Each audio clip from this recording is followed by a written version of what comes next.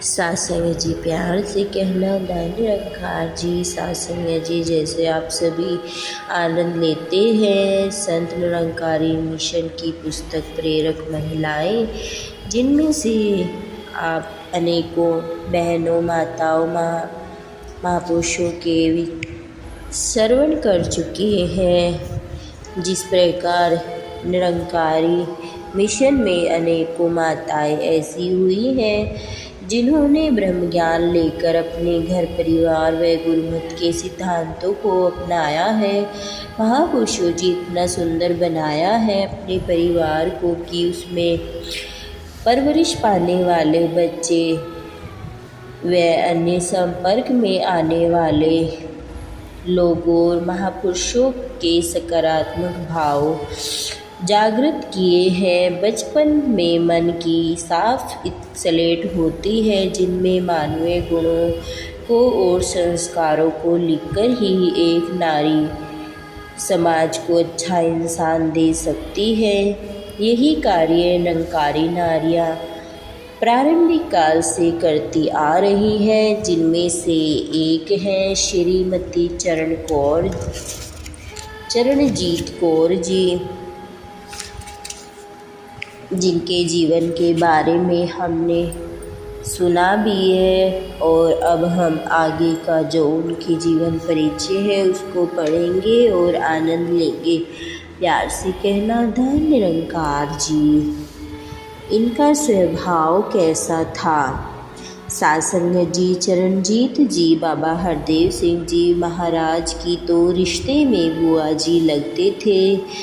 इसी कारण संपूर्ण निरंकारी जगत आपको जीत बुआ जी के नाम से जानता था। जगत माता बुधवंती जी की भांति आप भी बहुत ही नम्र कोमल व सरल स्वभाव के थे। बनावटी व दिखावा आपसे कोसों दूर था। सच्ची बात तो किसी के सुधार के लिए उसके हित में हो दूसरों के मुँह पर कहने में संकोच नहीं करती थी। आपके शब्द प्रेम से परिपूर्ण होते थे, इस कारण आपकी बात का कोई बुरा नहीं मानता था। आपका स्नेह सभी को प्राप्त होता, इसी कारण आप सभी की अपनी थी। आपने कभी अपने पराये में भेदभाव नहीं रखा था, जिस कारण बच्चे जवान व बुजुर्ग सभी आपके पास कुछ समय व्यतीत करना आपका सौभाग्य मानते थे। अनथक सेवा। जीत बुआ जी की सेवा बेमिसाल थी। जीवन का अधिकतर समय आपने संत निरंकारी सत्संग भवन जालंधर शहर में व्यतीत किया। जालंधर जीटी रोड पर स्थित पंजाब का बहुत बड़ा नगर है। इसीलिए जम्मू कश्मीर, हिमाचल या पंजाब के कई भागों से दिल्ली या भारत के अन्य हिस्सों से आने जाने वाले महात्मा आपके पास ठहरते। आप हर संत की सेवा मुस्कुराते हुए करते। इसका अंदाज़ा इस बात से लगाया जा सकता है कि अमृतसर की घटना में भाई साहब गोविंद सिंह जी लगभग पौने 2 वर्ष जेल में रहे। उनकी गैर हाजिरी में भी आपके पास भवन में ठहरने वालों की संख्या पहले से भी अधिक हो गई थी। उस समय बच्चे भले ही छोटे थे, लेकिन फिर भी आपने जिस साहस, दिलेरी व विश्वास के साथ विपरीत परिस्थितियों का सामना किया वह बेमिसाल था। कोई मीडिया वाला आया या कोई नेता, आपने उन्हें मिशन के सिद्धांतों व शिक्षा जो निरंकार का ज्ञान लेने के बाद प्रेम, करुणा, दया, एकता, मानवीय मूल्यों व अमन शांति पर आधारित है, इसकी जानकारी देने में कभी संकोच नहीं किया। एक निडर योद्धा। सत्संग जी एक निडर योद्धा की तरह चरणजीत जी ने निरंकार सतगुरु पर विश्वास अडिग था। आप विपरीत परिस्थितियों में भी अपना मानसिक संतुलन बनाए रखती थी। ऐसे समय में पूज्य इंदर सिंह जी अनथक जी का गीत गाया करती थी। हर मुश्किल दा हल सतगुरु है। कल भी सतगुरु सी अज भी सतगुरु है। ऐसे अनेकों विश्वास दिलाने वाले भजन उन्हें कंठस्थ याद थे। 1978 में पंजाब के हालात बहुत नाजुक थे। अज्ञानतावश चारों निरंकारी भक्तों को ठहराया व धमकाया जा रहा था। गांवों में जहां निरंकारी अल्पसंख्या में रहते थे, उनके साथ दुर्व्यवहार किया जा रहा था। ऐसे विपरीत वातावरण में भी आप गांव-गांव जाती रही और महापुरुषों को हौसला देती रही। इस संघर्षमय समय में आप कभी भी घबराए नहीं, स्वयं भी निरंकार सतगुरु का सहारा लिया और जो गांव खेड़ों के अन्य साधारण भोले भाले बेकसूर महापुरुष जेल में बंद थे, उनके घरों में जाकर भी उनको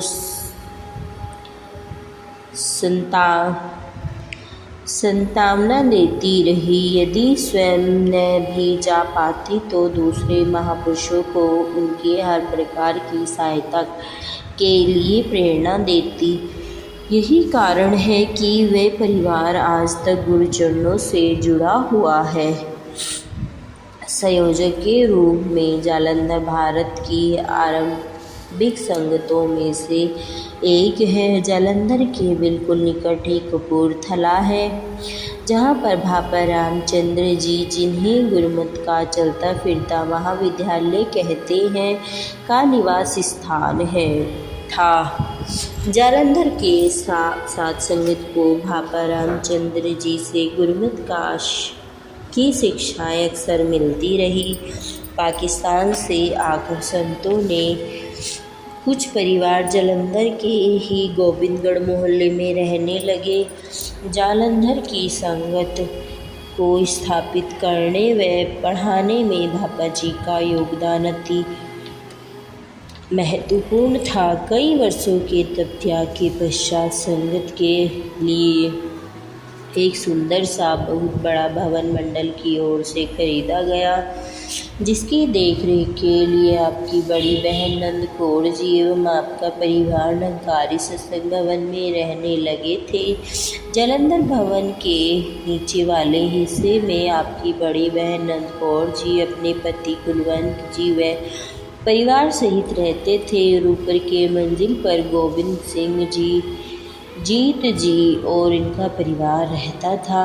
जालंधर की संगत को पहले भाई साहब कुलवंत सिंह जी व नंद जी की प्रमुख सेवा में सरपरस्ती मिली। भवन में रहते हुए आपको भी सेवा के अनगिनत अवसर मिलने लगे और संगतें बढ़ने लगी। जब भाई साहब कुलवंत सिंह जी एवं नंद कौर जी को कनाडा में रहना आरंभ कर दिया तो 1980 में बहन चरणजीत जी को जालंधर शहर व इस क्षेत्र के आसपास की संगतों की संयोजक रूप में सेवादारी सौंपी गई। संयोजक रूप में आपका स्नेह हर गांव, हर कस्बे के परिवारों को मिलता रहा। यह आपका बड़प्पन ही था कि आप हर महापुरुष के सुख दुख के अवसर पर उनके बीच जाकर उनके परिवार का हिस्सा बन जाती थी। एक प्रचार के रूप में चरणजीत जी की निष्काम सेवा व भक्ति पर प्रसन्न होकर सतगुरु बाबा गुरबचन सिंह जी ने 1970 में आपको ब्रह्मज्ञान प्राप्त करने की सेवा बख्श दी। आपके प्रचार का क्षेत्र भले ही लंबा चौड़ा नहीं था, लेकिन आपकी आवाज़ बुलंद थी।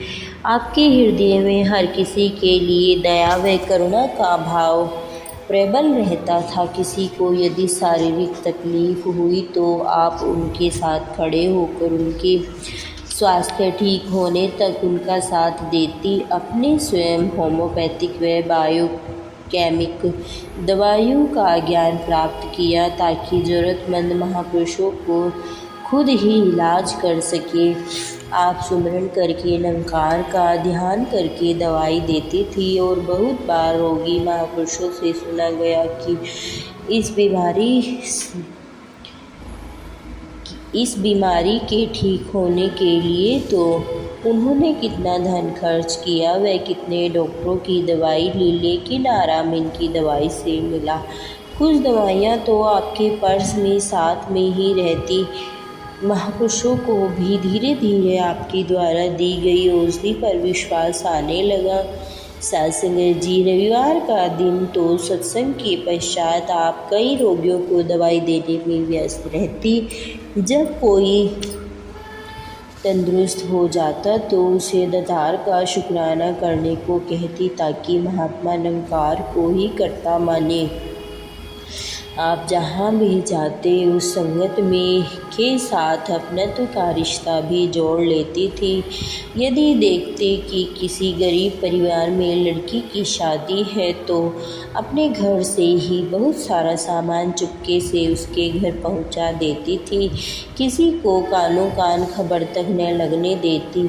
यदि उस शहर में कोई महापुरुष लंगर करवाना चाहता तो आप उसे प्रेरणा देती कि अमुक दिन उस महापुरुष की बेटी की शादी भवन पर है, आप उस दिन लंगर में योगदान दे देना। आपकी सेवा भी हो जाएगी और उन महापुरुषों का कार्य भी सरल हो जाएगा। इस प्रकार यदि कोई महापुरुष अस्पताल में दाखिल होता तो भवन से उनका भोजन आदि भेजने के साथ संगत या सेवादल के सदस्यों को वहां दिन या रात की ड्यूटी देने के लिए भी प्रोत्साहित करती थी। सेवा का सही अर्थ समझाती कि संतों की सेवा करने से गुरु भी प्रसन्न होता है और संतों के आशीर्वाद में गुरु की कृपा छिपी होती है।